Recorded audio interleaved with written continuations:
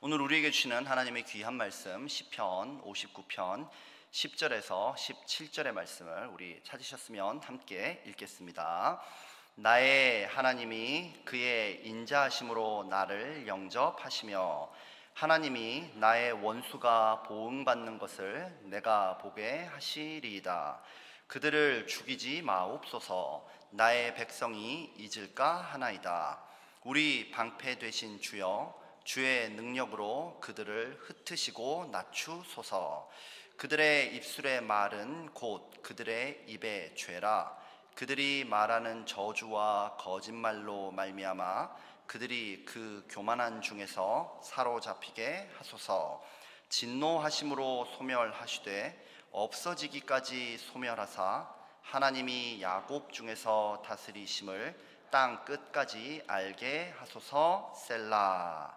그들에게 저물어 돌아와서 개처럼 울며 성으로 두루 다니게 하소서.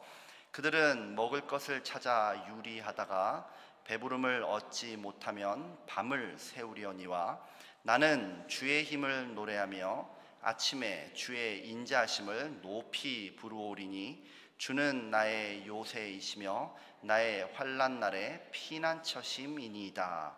나의 힘이시여, 내가 주께 찬송하오리니 하나님은 나의 요새이시며 나를 긍휼히 여기시는 하나님이심이니이다. 아멘.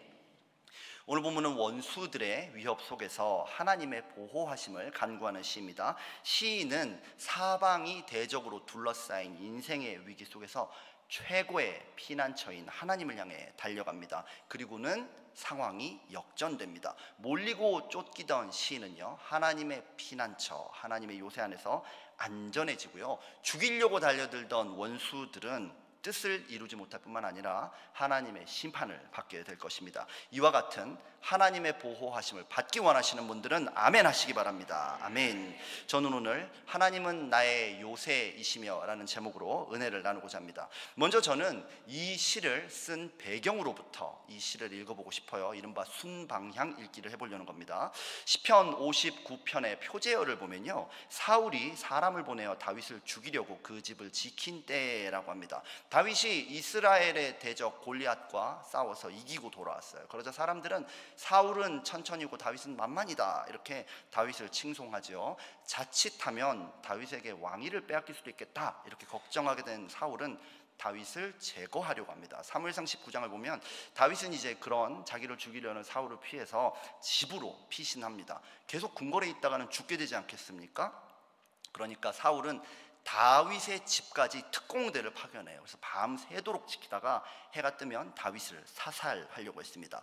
본문을 보면 이 대적들을요, 사악한 개에 비유합니다. 14절에서는 개처럼 울며 성으로 두루 다니게 하소서라고 합니다. 악한 자들이요, 다윗을 찾겠다고 온 성을 다 뒤지고 있습니다. 그리고 다윗이 집에 있는 것을 찾아냈어요. 15절에서는 그들은 먹을 것을 찾아 유리하다가 배부름을 얻지 못하면 밤을 새우려니와 라고 하듯이 밤새도록 다윗의 집 앞을 배회하다가 다윗이 나오면 죽이려고 했습니다. 다윗은 자기 생명을 바쳐서 사울을 위해 싸웠습니다. 근데 그 사울이 자기를 죽이겠다는 겁니다. 어제까지 부하였던 사람들이 이제 자기를 죽이겠다고 쫓아오고 있는 거예요.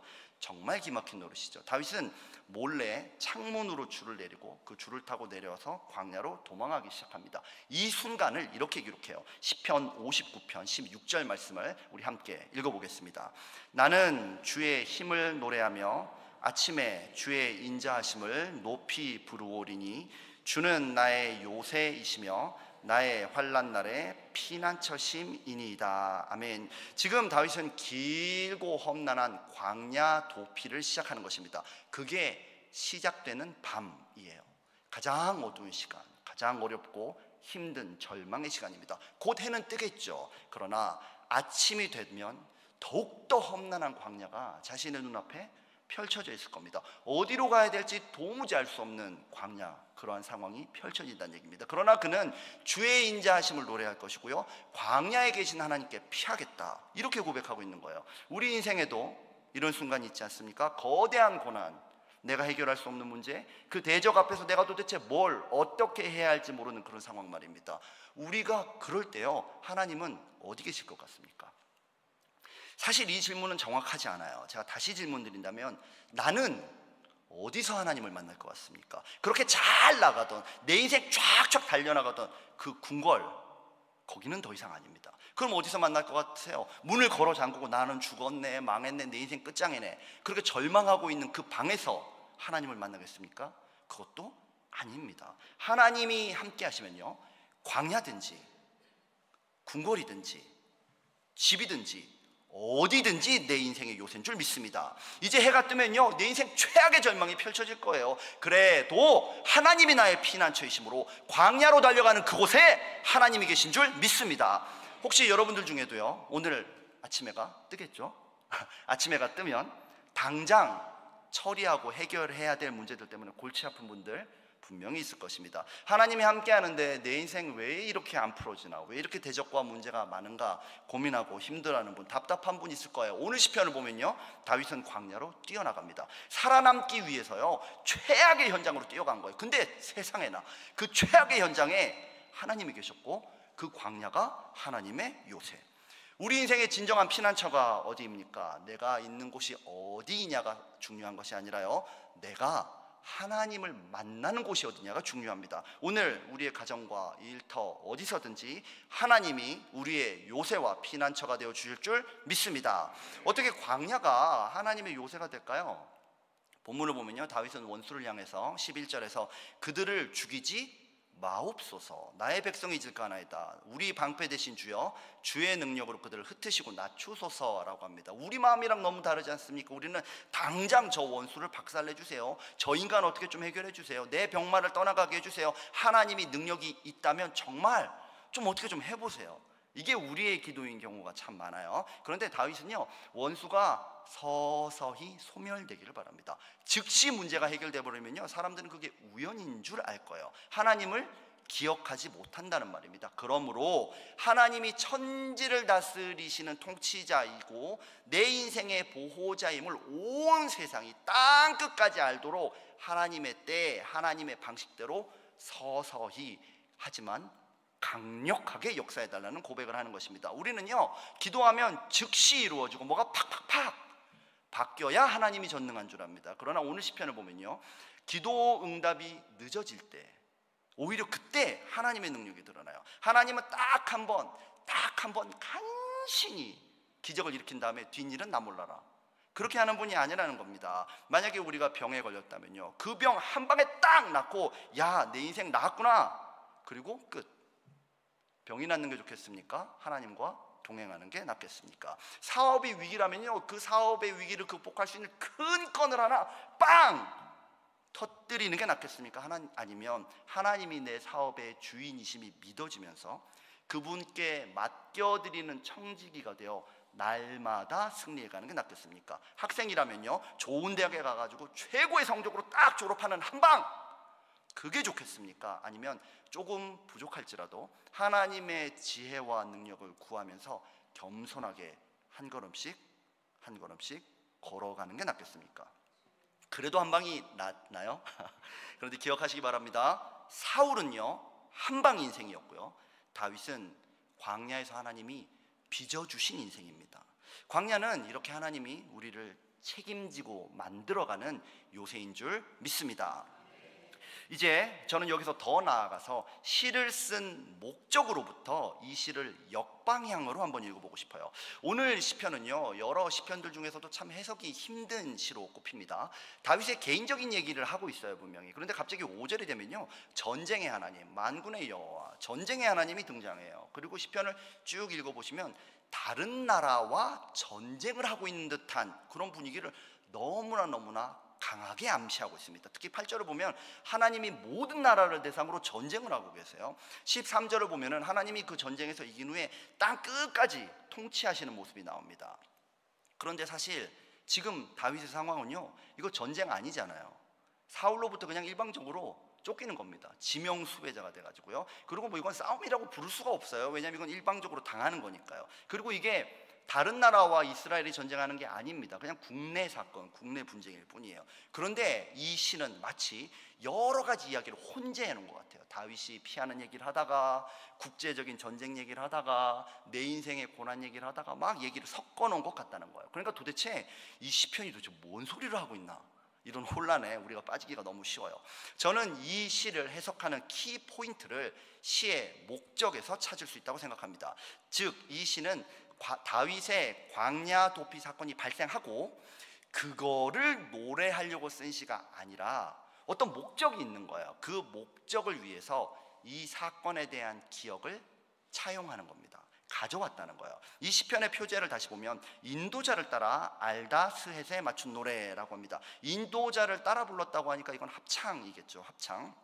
여러 사람이 부르는 노래입니다. 알다스헷이란 이 시편을 어떻게 노래해라 라는 아마 음악적인 기호인 것으로 추측이 돼요. 하지만 사실 이 알다스헷이라는 단어는요, 이스라엘 사람들에겐 단순한 그 음악적인 기호 이상의 의미가 있습니다. 이것을 이제 히브리어로 발음하면 알타시헤트, 이런 한 문장인데 그 뜻이 뭐냐면요, 멸하지 마옵소서, 멸하지 마옵소서.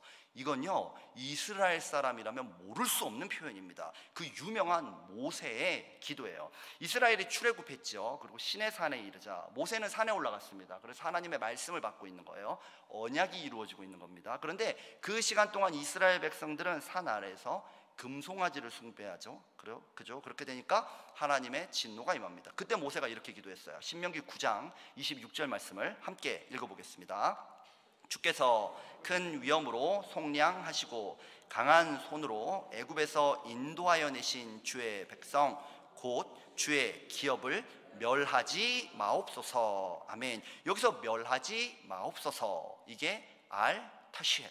모세는요, 죄에 빠진 백성을 위해서 간구했어요. 이스라엘은 민족적인 위기에서 구원을 받았습니다. 즉, 모세의 알타시헤트는요, 이스라엘에겐 어떤 의미냐면요, 하나님의 자비, 용서, 구원을 상징하는 겁니다. 모세의 하나님이 우리 하나님이라는 고백이에요. 이런 맥락에서 시편 59편을 보면요, 이 시는 국가적인 위기라고 할 수 있는 큰 전쟁을 앞두고 유다 공동체가 함께 부른 회중 찬송입니다. 이들은요, 하나님께 알타시헷, 하나님의 전적인 자비와 구원을 간구하고 있는 거예요. 그 어두웠던 밤에, 도무지 구원의 손길이 임할 수 없었던 그 밤에 다윗을 구원하신 하나님, 사울의 손에서도 건져내신 하나님이 이제 이 전쟁에서도 우리를 도와주소서, 우리를 멸하지 마옵소서. 이 표현은요, 하나님만이 우리의 피난처, 하나님이 우리의 요새입니다 라는 강력한 신앙의 고백을 담고 있는 거예요. 다윗의 하나님이 지금 고난을 만난 우리의 하나님입니다, 이 고백이죠. 다윗의 고난 체험은요, 유다 백성들 안에서 하나님의 구원을 확신하도록 하는 믿음의 사건으로 승화됩니다. 우리에게도 이런 노래가 있어요. 인류 역사상 가장 어두웠던 그 시간, 그때 아마도 다윗이 도피하던 그 시간보다 더 어두웠던 시간일 거예요. 십자가에 달려있던 한 사람이 있었습니다. 그는 우리를 멸하지 말아달라고 하나님께 간구하셨습니다. 우리를 구원하고 용서해달라고 십자가에서 부르짖으셨습니다. 그리고 우리는 그분을 통해서 생명과 구원을 얻게 됐어요. 우리의 알타시ეთ, 바로 구주 예수 그리스도, 모세보다 뛰어납니다. 다윗보다 위대한 구원의 약속, 예수 그리스도, 그분이 우리의 피난처와 요새인 줄 믿습니다. 우리의 모든 입술을 모아서요, 그분을 우리의 가진 모든 능력으로 찬양을 해도 그 찬양이 부족해요. 우리의 알타시에트, 우리의 생명을 책임지고 우리 인생을 하나님의 든든한 요새와 반석 위에 세우시는 예수 그리스도, 그 예수님을 노래할 때마다요, 우리 인생에는 놀라운 일이 일어납니다. 하나님의 구원이 믿어져요. 예수님의 십자가가 나의 고난이 되고요, 예수님의 부활의 능력이 나의 것이 된다는 것입니다. 그분의 십자가를 보면요, 하나님이 나를 사랑하는 것이 너무나 믿어질 수밖에 없어요. 다윗보다 더 위대한 노래, 예수 그리스도. 우리는 종종 오해합니다. 내가 그래도 평균 정도는 되지, 난 나쁜 사람은 아니지, 그렇게 나쁜 상황이 아니야. 근데요, 여기서 예수를 믿으면 조금 더 훌륭한 사람, 조금 더 나은 사람, 뭐 그런 거 되는 줄 알아요. 근데 이거 아닙니다. 이거는 완벽한 착각이에요. 우리는 본래부터요, 죽음과 멸망을 피할 수 없는 죄덩어리입니다. 우리 인생의 시작점이요, 죄와 멸망이라는 거예요. 평균이 아니라 죽을 수밖에 없는 게 우리 운명, 파멸, 죄덩어리. 그런데요, 예수님을 믿으면 그분이 우리의 피난처가 되시고 우리의 요새가 되어주셔서요, 멸망하지 말게 해주시는 것입니다. 예수님이 우리를 위한 알타시에트가 되어주지 않으면요, 그 누구도 구원을 받을 수 없고요, 여러분들이 아무리 잘나도, 아무리 많은 헌신과 아무리 많은 노력을 기울여도 그 누구도 구원받을 수 없습니다. 인생 끝장. 저는 지금 예수님을 믿고요, 인생 몇 가지 문제를 해결하자는 말씀을 드리는 게 아니에요. 영원한 멸망에서 벗어나서요, 다윗보다 뛰어난 최고의 역전성을 이룰 수 있는 단 한 가지 방법, 우리 인생이 구원에 이룰 수 있는 단 한 가지의 방법, 예수 그리스도, 그분을 우리의 온 입술과 온 마음과 온 능력을 다해서 찬송해야 된다는 것입니다. 그분을 믿고요, 그분을 의지하면 어떤 죄인도, 어떤 실패자도, 어떤 병에 걸린 자도 반드시 구원을 얻게 될 줄로 믿습니다. 그분은요, 우리 같은 죄인을 위해서 알타시트, 우리를 멸하지 말아달라고 십자가에서 간구한 하나님의 아들이기 때문입니다. 저는 오늘 여러분들에게 믿음의 도전 한 가지를 드리고자 합니다. 다윗의 고난이 이스라엘에게 승리의 확신을 주었고, 예수님의 십자가가 우리 인생의 구원의 요새가 된 것처럼, 이제는 그 예수님을 바라보고 있는 우리를 통해서도 누군가 이 은혜를 체험해야 되지 않겠습니까? 죽어가는 누군가가 우리를 통해서 예수님을 만나야 되지 않겠습니까?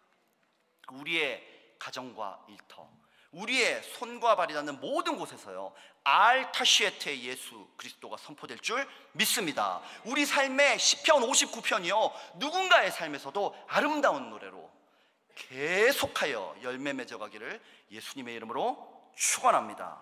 아멘.